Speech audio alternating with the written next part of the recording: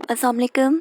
I hope you're all doing great. जैसे कि आप लोग जानते हैं कि हमने अपने लेक्चर्स का बाकायदा आगाज़ कर लिया है एंड सबसे पहले हमने उन चैप्टर्स को स्टार्ट किया है which are the common chapters in both class 11th and class 12th biology this year.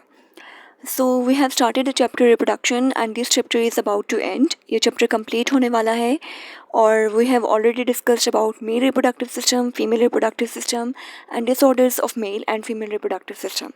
And in today's video we will discuss about the treatment of infertility. So first of all अगर आप लोगों ने हमारे channel को subscribe नहीं किया so kindly channel को subscribe कर लीजिए क्योंकि ये चैनल फ्यूचर में आप लोगों के लिए बहुत यूज़फुल साबित होने वाला है फॉर ऑल दो स्टूडेंट्स जो कि बुक से कंप्लीट टॉपिक को मेमोराइज़ नहीं कर सकते. सो उनको इस चैनल पर ना सिर्फ टॉपिक की अंडरस्टैंडिंग मिलेगी बल्कि आपको कस्टमाइज्ड स्लाइड्स भी अवेलेबल होंगी जिनको आप लोग इजीली मेमोराइज़ कर सकते हैं. सो यहाँ पे जितनी भी स्लाइड्स हम लोग क्रिएट कर रहे हैं वो इस चीज़ को मद्देनज़र रखते हुए क्रिएट कर रहे हैं कि अगर कोई बच्चा सिर्फ और सिर्फ इन्हीं स्लाइड्स को मेमोराइज़ कर ले तो भी वो बहुत अच्छे से अपने टॉपिक को अटैम्प्ट कर पाए. सो ये बहुत यूज़फुल स्लाइड्स हैं आप लोगों के लिए, इसलिए आप लोग चैनल को सब्सक्राइब कर लीजिए ताकि हमारी वीडियोज़ डेली बेसिस पर आप तक पहुँचते रहें. So without any delay let's start today's video, which is the treatment of infertility. Now first of all, what is infertility? Infertility mean inability to reproduce offsprings. Urdu में जिसके लिए हम लोग बांझपन की टर्म इस्तेमाल करते हैं उसके लिए इंग्लिश में इनफर्टिलिटी की टर्म इस्तेमाल की जाती है. Infertile is a person who is unable to reproduce. एक ऐसा शख्स जो कि सारी ज़िंदगी औलाद की नेमत से महरूम रहता है उसे इनफर्टाइल कहा जाता है. So who is a infertile person? An infertile is a person who is unable to reproduce and the disease is known as infertility. So I hope कि ये पॉइंट आपको क्लियर होगा. अब इनफर्टिलिटी की बहुत सारी वजूहात हो सकती हैं जिनमें हम लोगों ने डिफरेंट रीजंस जो हैं वो अपने लास्ट वीडियो लेक्चर में डिटेल में स्टडी किया. सो इसको ट्रीट कैसे किया जा सकता है. So first of all infertility को यानी कि बांझपन को ट्रीट करने के डिफरेंट तरीके हो सकते हैं. The number 1 is surgical treatment, number 2 is hormonal and number 3 is in vitro fertilisation. So the very first is surgical treatment. Students जैसे कि आप लोग जानते हैं कि हम लोगों ने लास्ट वीडियो लेक्चर्स में डिटेल में इस चीज़ को स्टडी किया कि मेल बॉडी के अंदर बहुत सारी डक्ट्स प्रेजेंट होती हैं. फॉर एग्जांपल हम लोगों ने मेल्स के केस में एसेसरी डक्ट्स में 4 काइंड ऑफ डक्ट्स पढ़े जिनमें epididymis, ductus deference, ejaculatory duct and urethra शामिल थे. डक्ट्स जो मेल बॉडी के अंदर प्रेजेंट होती हैं उनका मेन काम क्या है कि उनमें स्पर्म्स की मूवमेंट होती है.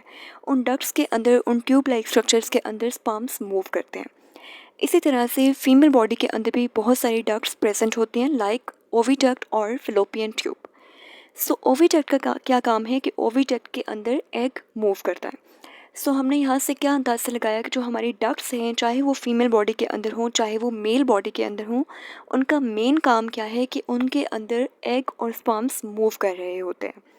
अब अगर आपके पास किसी भी इन्फेक्शन की वजह से किसी भी ज़ख़म की वजह से डक्ट्स ब्लॉक हो जाएं सो ऑब्वियसली इसका क्या इम्पेक्ट होगा कि मेल्स के केस में स्पर्म्स की मूवमेंट ब्लॉक हो जाएगी और फीमेल्स के केस में एग की मूवमेंट ब्लॉक हो जाएगी. सो इस वजह से इस तरह के ब्लॉकेजेस को ट्रीट किया जा सकता है थ्रू अ सर्जरी. ठीक है. सो अगर कोई भी इस किस्म का इशू है तो उसमें इनफर्टिलिटी को कैसे ट्रीट किया जाएगा? By a surgical method. Number 2 is hormonal treatment. Infertility को हार्मोनल ट्रीटमेंट के थ्रू भी हार्मोनल सप्लीमेंट्स के थ्रू भी ट्रीट किया जा सकता है. फॉर एग्ज़ाम्पल आप लोग जानते हैं कि मेल बॉडी के अंदर जो सबसे इम्पॉर्टेंट हार्मोन है जो मेल रिप्रोडक्टिव सिस्टम में इन्वॉल्व होता है वो है टेस्टोस्टेरोन. इसी तरह से फीमेल बॉडी के अंदर जो सबसे इम्पॉर्टेंट हार्मोन्स हैं जो कि रिप्रोडक्शन में इन्वॉल्व हैं उनमें आपके पास 3 मेन हार्मोन्स हैं जिनमें आपका follicle stimulating hormone, luteinising hormone and oestrogen शामिल है. सो अगर फीमेल बॉडी के अंदर फॉलिकल स्टिमुलेटिंग हार्मोन ना बने या ल्यूटेनाइजिंग हार्मोन या ईस्ट्रोजन ना बन रहा हो, इसी तरह से मेल बॉडी के अंदर अगर टेस्टोस्टेरोन की कंसंट्रेशन बहुत कम हो जाए सो ऑब्वियसली इसका क्या इम्पैक्ट होगा कि मेल रिप्रोड्यूस नहीं कर पाएंगे, इसी तरह से फीमेल्स रिप्रोड्यूस नहीं कर पाएंगी. सो उस केस में अगर मेल या फीमेल बॉडी को आर्टिफिशियल हार्मोन प्रोवाइड कर दिया जाए सो इनफर्टिलिटी को क्योर किया जा सकता है. इसी तरह से हमारा लास्ट मेथड है in vitro fertilisation which is also known as IVF और test tube baby. So IVF basically abbreviation है इन विट्रो फर्टिलाइजेशन की, और ये एक ऐसा प्रोसेस है जिसमें आपके पास तमाम काम लैब्स में किया जाता है और लैब्स के अंदर आर्टिफिशियली एग्स को और स्पर्म्स को फर्टिलाइज़ किया जाता है। ठीक है, इन विट्रो फर्टिलाइजेशन क्या है, ये आपके पास एक टेक्निक है जिसको टेस्ट ट्यूब बेबी का नाम दिया जाता है। और इस टेक्निक में आपके पास फादर बॉडी से स्पर्म्स कलेक्ट किए जाते हैं एंड मदर बॉडी से एग्स को कलेक्ट किया जाता है एंड उनको लैब में फर्टिलाइज़ करवाकर एक जाइगोट तैयार किया जाता है और उस जाइगोट को बाद में दोबारा से मदर बॉडी के अंदर इंसर्ट कर दिया जाता है। So this kind of technique is known as in vitro fertilisation. So I hope कि ये पॉइंट आपको बहुत अच्छे से क्लियर होगा। जी, इसके साथ हम लोग अपनी नेक्स्ट स्लाइड की तरफ मूव करते हैं। इन विट्रो फर्टिलाइजेशन, जैसे कि मैंने आपको बताया कि इन विट्रो फर्टिलाइजेशन और IVF is also known as test tube baby technique. So इसके पॉइंट्स यहाँ पे आप लोगों के लिए बहुत आसानी के लिए आप लोगों के लिए लिख दिए गए हैं। सो इनको आप लोगों ने खुद से रीड कर लेना है, मैं इनको रीड नहीं करूँगी, ठीक है, ताकि टाइम वेस्ट ना हो। ठीक है, सो ये बहुत आसान से पॉइंट्स हैं, बुक में ये टॉपिक्स काफ़ी लेंथी हैं और उनमें बहुत सारी ऑब्वियसली एक्स्ट्रा डिटेल्स भी लिखी गई होती हैं जिनको मेमोराइज़ करना अपने स्टूडेंट्स के लिए डिफ़िकल्ट हो जाता है। सो अगर आप लोगों में एबिलिटी है, आप लोग आसानी से किताब से मेमोराइज़ कर सकते हैं, देन वेल एंड गुड। लेकिन अगर आप लोग मेमोराइज़ नहीं कर सकते, सो आप लोग यहाँ से इन पॉइंट्स को नोट डाउन करके और उनको मेमोराइज़ करके फुल मार्क्स स्कोर कर सकते हैं। जी, इसके साथ हम अपनी डायग्राम डिस्कस करेंगे ताकि हमारा टॉपिक कंप्लीट हो जाए। सो बच्चों, इन विट्रो फर्टिलाइजेशन, जैसे कि मैंने आपको बताया कि इन विट्रो फर्टिलाइजेशन एक ऐसी टेक्निक है जिसमें सारा काम लेबॉर्ट्रीज़ के अंदर परफॉर्म किया जाता है। हमेशा याद रखें, द लफ्ज़ in vitro refers to laboratories.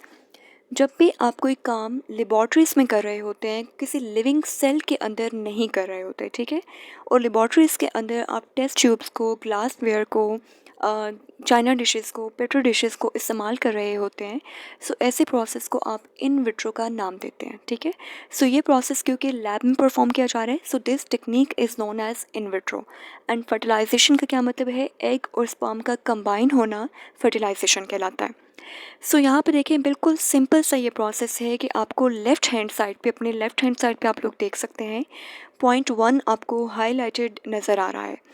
सो यहाँ पे ये फीमेल बॉडी का रिप्रोडक्टिव सिस्टम ड्रॉ किया गया है और यहाँ पर ओवरीज आपको नज़र आ रही हैं। ओवरीज के अंदर आप लोग जानते हैं कि फ़ीमेल ओवरीज के अंदर बहुत सारे छोटे छोटे सैक लाइक स्ट्रक्चर्स होते हैं जिन्हें ओवेरियन फॉलिकल्स का नाम दिया जाता है, और उन ओवेरियन फॉलिकल्स के अंदर में एग प्रेजेंट होते हैं। सो यहाँ पे आपने सबसे पहले क्या करना है, आपने फीमेल बॉडी को, यानी कि मदर बॉडी में जो मदर अब्डोमिनल रीजन है, जो पेट का रीजन है, उसमें एक इंजेक्शन इंसर्ट किया जाएगा। ठीक है, यानी कि वहाँ पर आप इंजेक्ट करेंगे। किस चीज़ को इंजेक्ट करेंगे, एक हार्मोन इंजेक्ट करेंगे which is known as follicle stimulating hormone. ये फॉलिकल स्टिमुलेटिंग हार्मोन क्या करेगा, जैसे ही आप इस फॉलिकल स्टिमुलेटिंग हार्मोन को मदर बॉडी के अंदर इंजेक्ट करेंगे, सो मदर बॉडी के अंदर जितनी भी ओवरीज के अंदर फॉलिकल्स हैं वो मैच्योर होना स्टार्ट हो जाएंगी।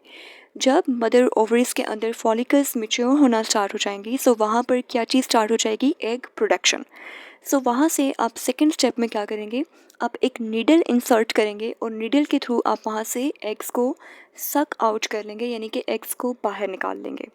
बिल्कुल जैसे आप लोग डॉक्टर के पास जाते हैं तो डॉक्टर्स आपको इंजेक्ट करता है और आपका ब्लड बाहर निकाल लेता है, बिल्कुल इसी तरह से यहाँ पे क्या किया जाएगा, सबसे पहले आप मदर बॉडी में एक हार्मोन इंजेक्ट करेंगे, यानी कि एक हार्मोन डालेंगे, और उस हार्मोन का नाम क्या है, फॉलिकल स्टिमुलेटिंग हार्मोन। ये हार्मोन मदर के अब्डोमिनल रीजन में इंसर्ट किया जाएगा, इंजेक्ट किया जाएगा। इस हार्मोन का इम्पैक्ट क्या होगा कि मदर की ओवरी के अंदर जितने भी फॉलिकल्स हैं वो फॉलिकल्स मैच्योर हो जाएंगे और उनमें एग प्रोडक्शन स्टार्ट हो जाएगी।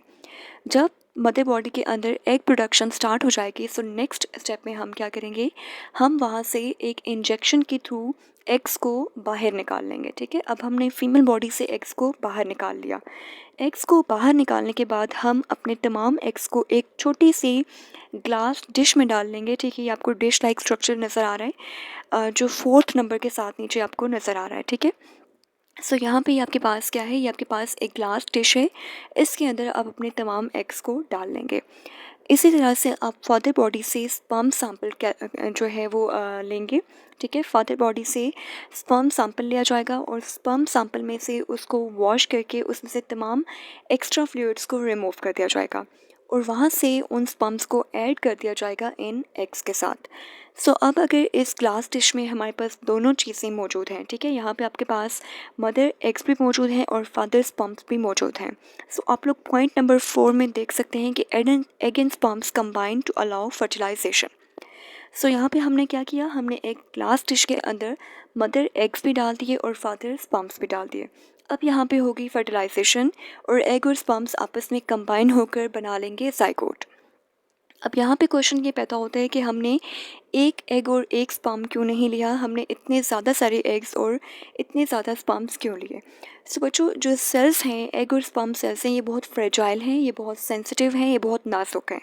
सो चांस होता है कि अगर आप लोग सिर्फ और सिर्फ एक स्पर्म या एक एग लेंगे तो वो ब्रेक भी हो सकता है, वो डिस्ट्रॉय हो सकता है। सो इसलिए फॉर सेफ्टी रीजंस बहुत सारे एग्स और बहुत सारे स्पर्म्स कैलकुलेट किए जाते हैं ताकि आपके पास बहुत सारे जाइगोट्स एट अ टाइम बन सकें।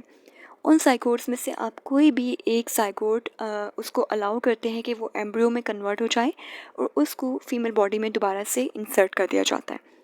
सो यहाँ पे ये जाइगोट फिर अपने अंदर माइटोसिस स्टार्ट कर देगा और ये 2 से 8 सेल में कन्वर्ट हो जाएगा, ठीक है।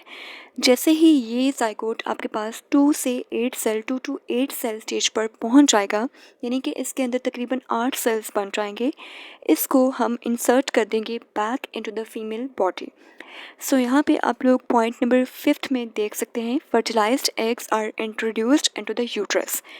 So uterus is the place where the zygote completes the period of 9 months. एक ऐसी जगह जहाँ जो जाइगोट है या जो एम्ब्रियो है वो अपने 9 महीने गुजारता है इनसाइड द मदर बॉडी, उस जगह को यूट्रस का नाम दिया जाता है। सो यहाँ पे जब आपके पास एक एम्ब्रियो बन जाएगा और आपका जाइगोट कम्प्लीटली रेडी हो जाएगा, सो उसको दोबारा मदर सर्वाइकल रीजन में से, मदर सर्वाइकल रीजन में से दोबारा से यूट्रस के अंदर इंसर्ट कर दिया जाएगा। और यहाँ पे आप लोग देख सकते हैं, आपको यूट्रस के अंदर येलो में एक जाइगोट नज़र आ रहा है। सो ये आपके पास एम्ब्रियो है जिसको आपने प्रॉपरली इम्प्लांट कर दिया है और ये आपके पास यूट्रस के अंदर पहुँच चुका है। सो अब आप क्या करेंगे, आप मदर बॉडी को एक हार्मोन प्रोवाइड करेंगे which is known as progesterone hormone. So progesterone hormone का क्या फंक्शन है, वो मदर के यूट्रस वॉल्स को टूटने से बचाता है, क्योंकि अगर मदर यूट्रस वॉल्स की ब्रेक डाउन हो गई सो ये एम्ब्रियो भी डिस्ट्रॉय हो जाएगा। सो इसलिए for the period of 9 months mother will be provided with progesterone hormone. Mother को प्रोजेस्टेरोन हार्मोन प्रोवाइड किया जाएगा ताकि यूट्रस की वॉल्स की ब्रेकडाउन ना हो और यूट्रस के अंदर ये जो एम्ब्रियो हमने इम्प्लांट किया है ये वहाँ पर सर्वाइव कर सके।